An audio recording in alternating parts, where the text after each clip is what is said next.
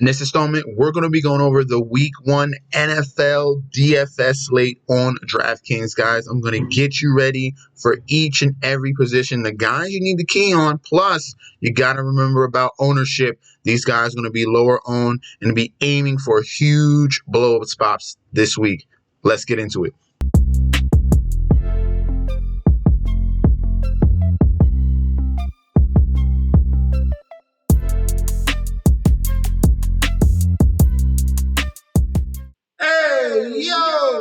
Welcome back to the channel. It's your boy Chef D, and I'm here to give you the winning ingredients for our Week 1 of the DraftKings slate for DFS. Highly anticipated, guys. I know you've been searching from channel to channel. This is where you stop, and you're going to get the best information here for your Week 1 choices and selections. All right, but before I deep dive into that, guys, don't forget to like, comment, and subscribe to the channel. Make sure you follow me on Instagram and Twitter at MetsNetChefD. Don't forget about that Patreon at that link down below, and don't forget about the TikTok at chef_D91. Now, going back to that Patreon, if you want the Thursday night football showdown slate selections and bets, our best bets, that includes props as well, go to that link down below if you want winning bets tonight.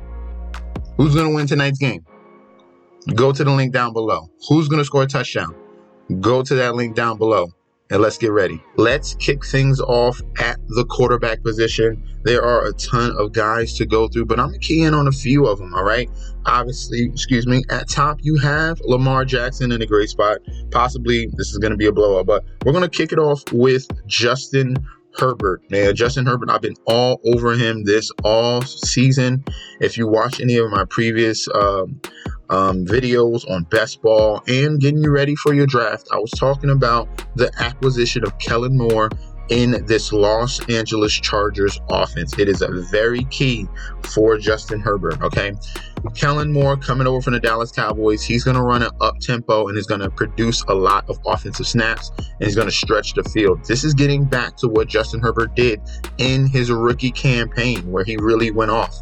All right, Justin Herbert had a down year, but he still had over 5,000 yards passing and some damaged ribs. So what do you expect a healthy Justin Herbert in an up-tempo offense to? He's going to take things to a whole nother level. This is a perfect matchup against Miami. So let's look up the matchup really quick. Now, when you're looking at matchups, we technically need 4 to 5 weeks of data to find out this season's great matchups, okay? You need things to go along. What's going to happen, all right, in the first 4 weeks?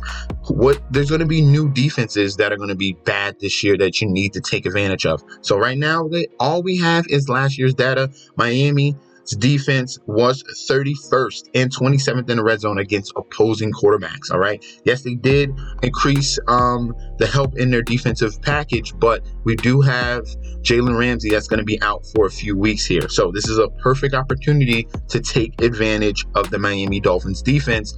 And with the Los Angeles Chargers, they have a huge allotment of assets to go along with Justin Herbert. We're talking about Keenan Allen. We're talking about Mike Williams. We're talking about Josh Palmer, Quentin Johnston, Gerald Everett. I can go on and on about this offense here. So this is a great spot and a very cheap price at Justin Herbert at $6,900 in a game that can go clearly well over 50 real points scored in this game. So this is going to be a very great environment. Go and get you Justin Herbert, all right? You can look at all other quarterbacks. I think Justin Herbert is going to be number 1 this week. All right. Next guy we're going to be going towards will be Derek Carr. We have Derek Carr in a new situation here. He wants to impress. All right. Came over from the Raiders to the Saints, and now he has a couple new weapons here. We're talking about Chris Olave, Michael Thomas, Juwan Johnson. There's a lot of guys here in New Orleans. So Derek Carr is not shy of throwing that deep ball. You saw him in his connection with Devonta Adams. We're going to see Derek Carr in a connection with Chris Olave, or Derek Carr in a connection with Michael Thomas, as long as he's healthy for. But this is a spot where Derek Carr can definitely take advantage of. All right. And in a previous matchup against Tennessee, he's not he's very familiar with this team. He faced them last year in week 3. He came away with 23 fantasy points, okay? 23.82. That's a great game. He had well over 300 yards and 2 TDs, chipped in a couple rushes as well. And this is a quarterback at 5,300. I'm giving you nice value here in the first 2 plays. Herbert, 6,900. Derek Carr, 5,300. He's going to be a play to go towards this week 1 as well. The next guy we're going to be looking towards will be Trevor Lawrence, okay? T-Law going up against the Indianapolis Colts, okay? Now, Sunshine here had a very strong season last year to end, especially what he did in the playoffs. That was very, very impressive, that comeback. Now he's coming in with a new toy in Calvin Ridley. The Jacksonville Jaguars absolutely stacked. They look ready to take over the AFC South, and this is a time where we're going to take advantage of T-Law here at this current price of 6,500. This is a good matchup against the Indianapolis Colts.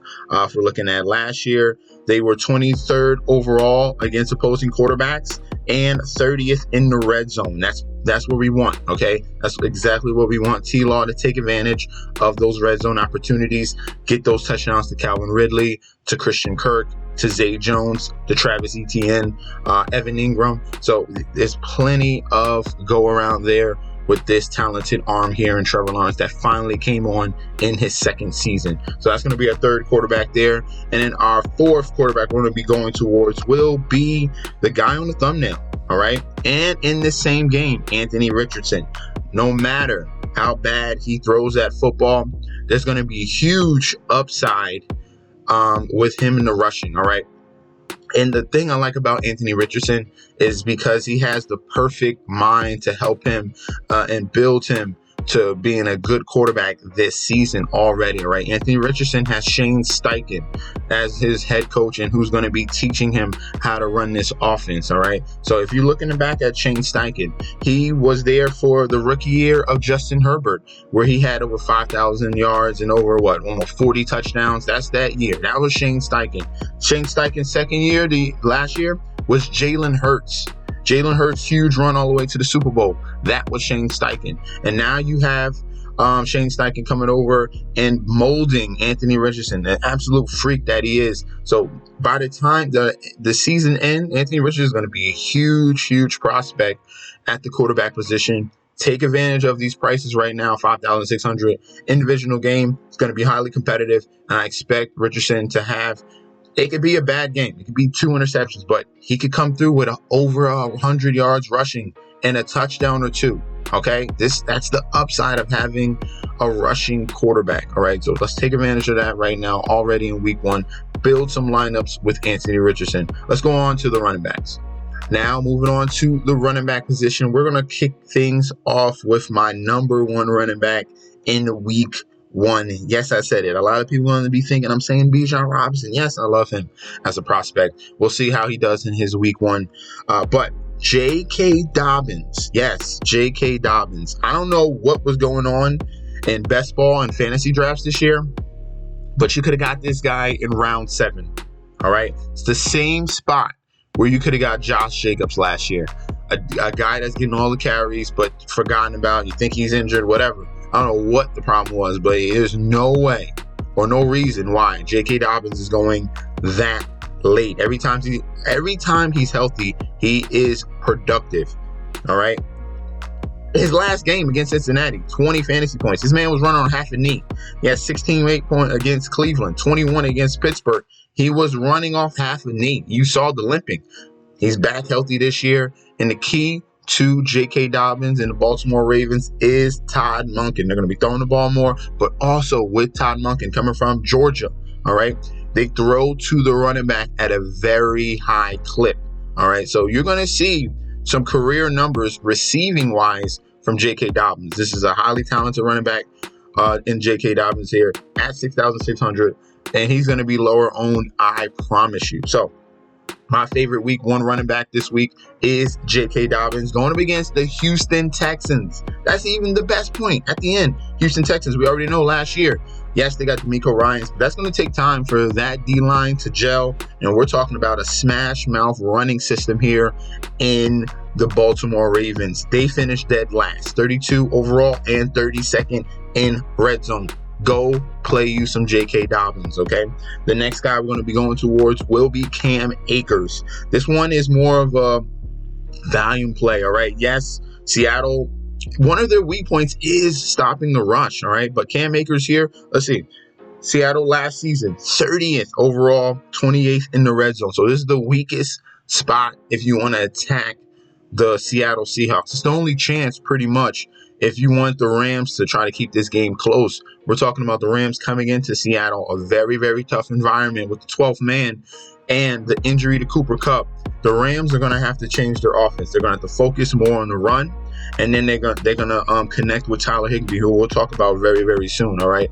But other than that, Seattle in the secondary-wise, they are very, very strong, and they can get to the quarterback. So you're going to need to establish the run game in Cam Akers, and that's what he did last season. He had a very strong end of his season. As you can see, all double-digit fantasy point production, 10, 13, 37, 17, and 18. Cam Akers was looking like his previous self in his rookie season, and now he's coming in fully healthy. I love Cam Akers this year, and it's a good start spot here at $6,200 in salary. It's going to be lower owned. Expect him to go well over 1,000 yards this year, and in a very good matchup where they have to utilize him here. They have to utilize Cam Akers. He's going to get a ton of touches. This is a perfect spot. I'm finding you some freaking gems right now.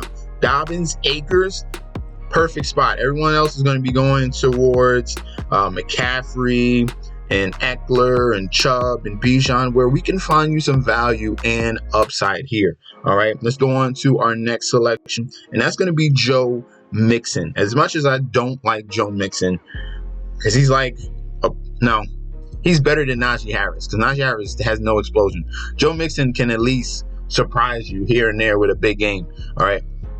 But Joe Mixon is a guy that in this game against Cleveland, he has some upside here because there's no one behind him. All right, Samaje Perine is out and gone. They are question marks at that RB2 spot. And Chris Evans and Travion Williams, they don't know who's the real backup. We'll see. We'll see who emerges. But you're talking about week one, Joe Burrow with a hampered knee, or whatever it is, ankle, what was it, hamstring? His hamstring or something like that. But he's not going to be at a full go. He says he's healthy, but I'm telling you, he's going to be a little bit wary week one in his first game. So they're going to need to utilize that run game. All right, it's not just going to be Joe Burrow slinging it everywhere. Joe Mixon will get established. I expect 15 to 20 attempts and some help in that receiving department where he was very, very productive last season. So expect definitely 15 fantasy points, close to 20 in this game. So this is a good game environment for Joe Mixon. They're going to need to utilize him because we have Joe Burrow in his first game, and he really hasn't been practicing the most of the offseason. So Joe Mixon in this spot, 6,800 against Cleveland, who's going to bring that pass rush. Joe Mixon is going to be there to help mitigate that pass rush if they can establish that run game, or they can get him out in space and he can catch the ball when they bring that blitz in. So Joe Mixon at 6,800 is someone to go towards. And then last but not least, at that running back position, now I'll talk about Bijan Robinson, all right? Hey, this is an offense that led the league in rushing attempts last season. So we have to take advantage of it. All right. We have to take advantage of this opportunity here in Bijan Robinson going up against, yes, Carolina. They have a very good pass rush here, but we're going to put them to the test, especially with Brian Burns probably not playing in week one, talking about contract talks. If we're going to pay up at $8,000 in salary at the running back position, we're going to go towards Bijan. We're going to see how they're going to use this guy, and I'm willing to take that risk. I'm 100% willing to take that risk. Love this matchup here against Carolina. I don't care what matchup it is. It could be the Jets. I'm still going to throw out Bijan Robinson. He is a generational talent in this spot here at $8,000 salary. He'll probably be costing more, close to $9,500 very, very soon. So take advantage of this hyper talented running back here in Bijan Robinson. Love him against Carolina. Let's move on to the wide receivers. Now, for the wide receivers, I'm going to do a little bit something different here. We're going to do more of a stacks when we're talking about wide receivers. So if I say a team, for example, we're going to start off with the Los Angeles Chargers. When I say a team, I'm talking about the core of their wide receivers, okay? Yes, we obviously have a favorite guy, but there's obviously lower salary guys that are going to go off in this game. All right. So starting off with the Chargers, Miami is a perfect spot. I said we're going to take advantage of it with no Jalen Ramsey. All right. Keenan Allen at 7,300. He's going to be a very nice play as the possession receiver, getting all the targets. All right. This is the guy that's going to get 13, 14, 15 targets. All right.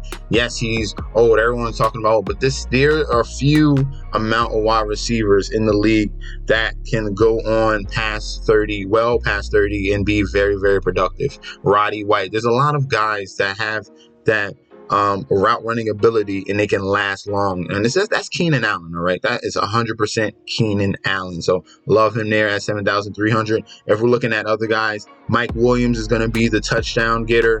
And if you're looking at the wide receiver 3 in this offense, go away from Quentin Johnston. The true number 3 in this offense is Joshua Palmer, okay? He's going to be that number 3 in this offense. He had 800 yards last year. I expect him to be very solid this year as well. Quentin Johnston still needs some maturation, some time. He has some drops problem right now, and that's why he hasn't even reached the number 3 starting wide receiver in this offense. It's Josh Palmer, all right? So that's what we're going to go towards for the Los Angeles Chargers. And I'll throw him in there right now. I'll just throw in Keenan Allen because he's my favorite from that group. All right, the next team we're going to be talking about will be the New Orleans Saints. All right, and the Saints, we have 2 guys here mainly. All right, we're going to talk about Chris Olave and Michael Thomas. Michael Thomas is at 5,100. If you want to go towards this route, you got to take advantage of him while he's healthy. We do not know how long he's going to be healthy for, but when he is healthy, he is productive, all right? In week 1 last year, 22.7. Wouldn't you love that in week 1 this year? In the second game, 18.5. And in the third game before he got injured, he had 9.9. So Michael Thomas is still having that ability to get open at will, and he's someone that we can consider at $5,100 in salary. You just don't know when or how long he's going to last. All right, Chris Olave is the stud of this offense. He's going to be the target getter. Derek Carr is going to be stretching the field and throwing deep balls to Chris Olave. He's going to be your number 1 asset here, and in a perfect matchup against the Tennessee Titans, against opposing wide receivers. They allowed 32nd overall. Okay, we're talking about close to 200 yards passing, about 15 receptions, and 1.2 TDs. That's what they allowed to wide receivers last season. Dead last. That's what you want to take advantage of, the Tennessee Titans secondary, okay? So love Chris Olave and the New Orleans Saints here. So we'll throw him in that core. Keenan Allen, Chris Olave. I'm building you a lineup here. We're staying in somewhat near the salary. We'll throw some cheap guys in a little bit later. All right. The next guy we're going to go towards will be Drake London. All right. Because we're not giving you a core of the Atlanta Falcons. There's just one guy. All right. The one guy is Drake London. We're not even talking about Kyle Pitts. Kyle Pitts is still not 100% yet. That knee issue is very big. Go ahead and look it up. I'm telling you right now, he is not 100% ready, but he's still giving it a go, practicing each and every day. But Kyle Pitts is not ready. But Drake London is that number 1 guy in this offense. He's going to be the target getter. He's going to be the red zone option for Desmond Ridder. All right, this is going to be an upgrade, unfortunately. All right, Marcus Mariota had no business throwing the deep ball. He was ranked dead last in the league, past some backups. That's how bad Marcus Mariota was last year throwing that deep ball. I have some more confidence with Desmond Ridder. As you can see, the last 3 weeks, he had 6 for 120, 5 for 47, 7 for 96. That was Desmond Ridder, all right? So you see some upside there. He just needs to get in the end zone, and he can have a really big week. So Drake London, we're going to take advantage of that target share there, and I like him at 5,400. Actually, he's the perfect salary fit right there, all right? The next group of guys we're going to be talking about will be the Pittsburgh Steelers. Yes, going up against the San Francisco 49ers. 49ers defense, their strength is the D-line, yes, getting to the quarterback and also stopping the run. All right, they were top 5 in the league at stopping the run. Their weakness is they'll give up some yards to wide receivers. As you can see, 27th overall last year. They're strong in the red zone. That's why they only were 18th red zone rank. But they give up yards. They're bend don't break defense. If they're not, if you're driving the football down the field, okay. But when they get in that red zone area, they're probably going to stop you. All right. But expect yards from these guys, and Deontay Johnson right here at 5,300. That's pretty cheap for him. He's the main target getter, 10, 7, 7, 10, and 8. That's your number one wide receiver there. Like him at 5,300. And you have George Pickens. All right, George Pickens is just highlight waiting every opportunity he gets. I don't know how he does it, but he makes every catch a highlight. He's just very, very talented. Has great eye-hand coordination there at $5,000 salary. This is your explosive guy down the field and has a nice opportunity to make either the tough catch or get you in the end zone like George Pickens at $5,000 in salary as well. Going up against the San Francisco 49ers. Tough matchup, but this is a home opener there for Pittsburgh, all right? So going to lean towards Pittsburgh in this game. So I like George Pickens. The next group of guys we're going to be going towards, we're checking over to Minnesota. And we already know this offense here, high-octane offense going up against a poor defense here in the Tampa Bay Buccaneers, all right? They have a few guys left in that defensive core of Tampa Bay, but this is just too many guys to go up against. Justin Jefferson, Jordan Addison, TJ Hockenson, KJ Osborne. This is where we're going to go towards here in the Minnesota Vikings. Justin Jefferson at 8,800. I don't need to say anything about him. He was the number one wide receiver last season, all right? We can go towards him. I love him there. Jordan Addison in his first game. He's been looking very good in practice. Saw him in a few preseason games. His route running ability is elite. Okay, is really up there. If we're getting the Pitt Panther Jordan Addison and not the USC Jordan Addison, then we should expect a very good season from him. Okay, so I like him. If you want to save salary in your Minnesota stacks, go towards Jordan Addison at 5,100. And don't forget about KJ Osborne. KJ Osborne finished the season very strong last year. As you can see, week 15, 34.7, week 17, 18.9, week 18, 19.7, and then against the Giants, he had that touchdown as well. So he was highly productive. He's going to be your slot wide receiver, starting majority of the game. And KJ Osborne is someone not to forget about. All right, I get they got Jordan Addison, but it could take time with him. And KJ Osborne has a very good connection with Kirk Cousins. All right, we'll actually throw him in there. And then I got one more left. I got two more left for you guys.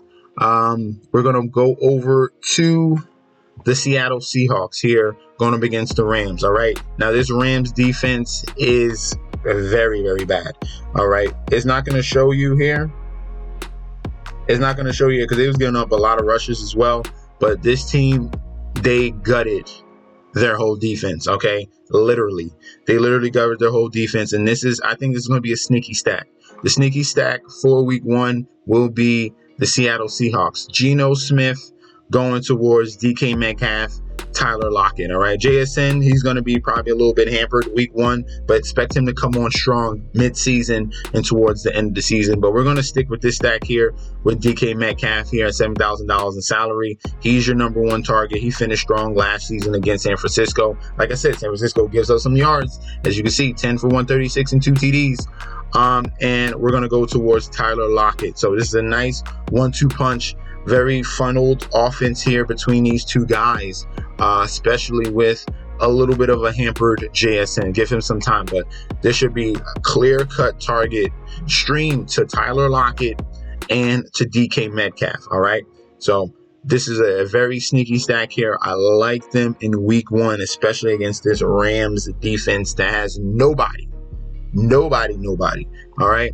And then last but not least, our final stack will be the Washington Commanders, and they're going up against the Arizona Cardinals. That's why I love this stack here. So the main guy in this one will be Jahan Dotson. Terry McLaurin does have turf toe.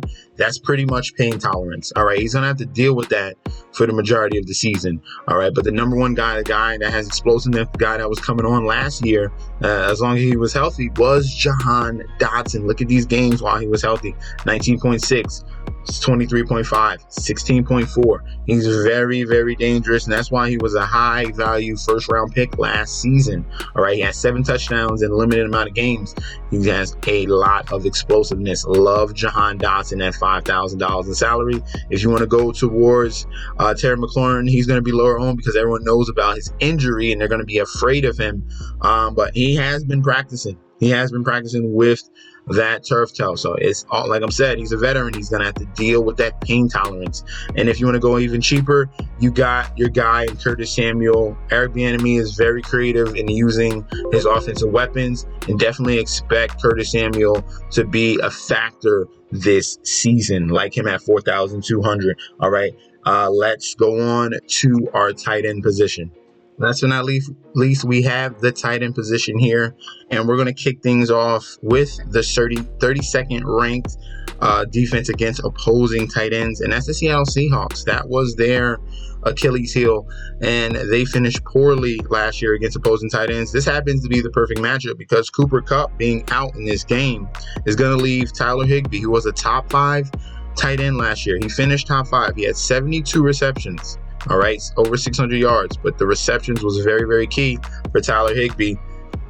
He's in a perfect spot to take over things with no Cooper Kupp. Tyler Higbee is going to be the guy that's going to be the reception and target getter in this offense. I expect a big year from Tyler Higbee as long as Cooper Kupp is out and as long as Matt Stafford is healthy. Those are very 2 keys here when you're looking at Tyler Higbee, but he's going to be the number 1 guy we're going to be looking at because there's going to be a huge target share going towards him, going up against the 32nd ranked defense here in the Seattle Seahawks against opposing tight ends. So love him at 4,800.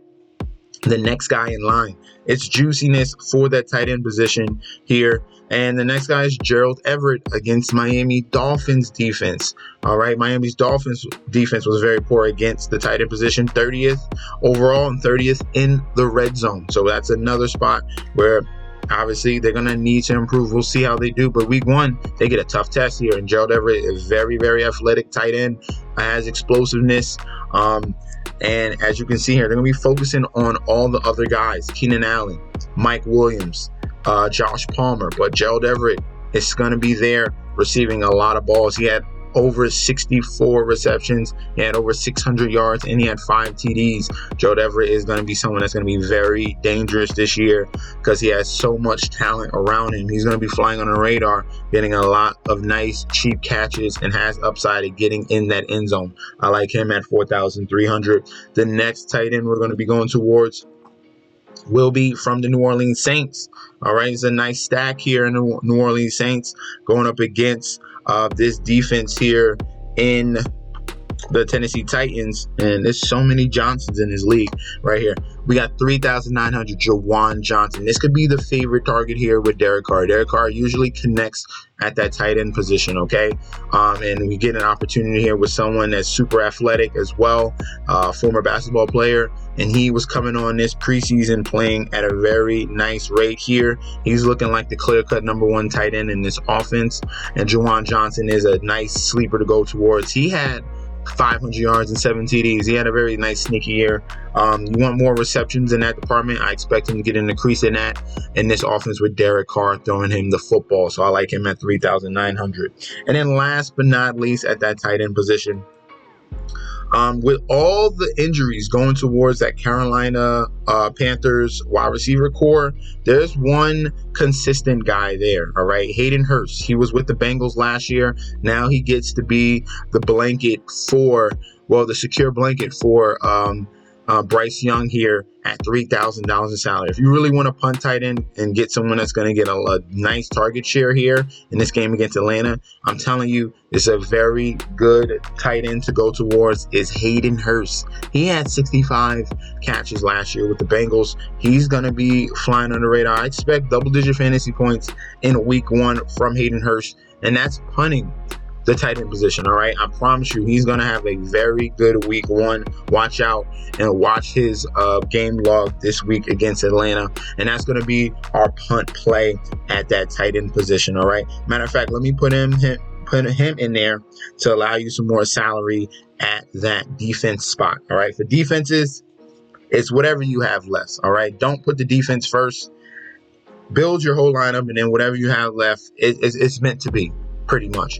All right. So obviously, we want to focus in on Seattle this week against the Rams there because they're missing their top options. We want the Commanders going up against the Arizona Cardinals. As you can see, that's a cheap defense that you could throw in there as well. I gave you a full lineup here. Definitely take advantage of this and fill out which defenses you like the best at that final spot. Thank you guys for tuning in. That is the week 1 NFL DFS breakdown we got going for DraftKings. I hope you love the lineup. I'm gonna copy this down. I'm throwing this in the tournament, see how it goes. Thanks you guys for tuning in. Don't forget to like, comment, and subscribe to the channel. If you're a viewer and not currently a subscriber, click that subscribe button. If you want the best bets for Thursday night, all right, and for week 1, go to that link down below. Get connected right now. Hop in so you can get these winning bets and selections and stacks for DFS. All right. I'll be back very soon. All right. Peace out.